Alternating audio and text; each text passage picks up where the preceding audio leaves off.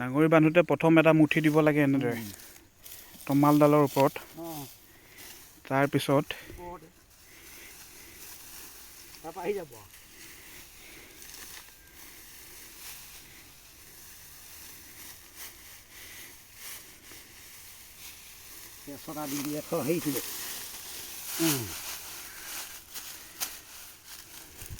ৰাইজ আপোনালোকে ভিডিঅ'টো চাই গম পাব কেনেকৈ পথাৰত ডাঙৰি বান্ধিব লাগে।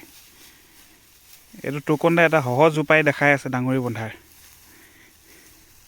যিসকলে ডাঙৰি বান্ধিব নাজানে সেইসকলৰ কাৰণে এই ভিডিঅ'টোৱে কিছুমান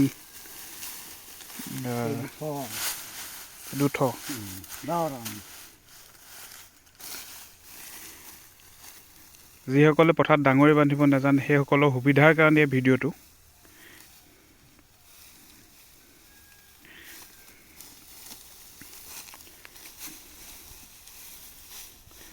ছটা মুঠি মিলাই পেলাই এঠ হয় আৰু তেনেকৈ টুকন দাই এতিয়া 4টা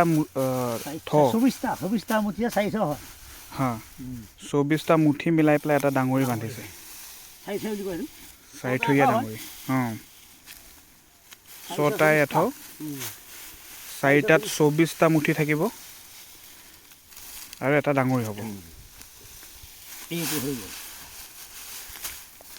এতিয়া গাঁঠিটো মাৰোঁতে কেনেকৈ গাঁঠিটো মাৰে সেইটো চাব। গাঁঠিটো মাৰোঁতে কথা কওঁ, আমি এনেকৈ দিলোঁ নাই, এতিয়া পকাই ল'লোঁ এনেকৈ ধৰি ল'লোঁ, তাৰপৰা দিওঁ টানি যাওঁ এটা পাকটা দি ভাই লৈ গ'লে সেইটো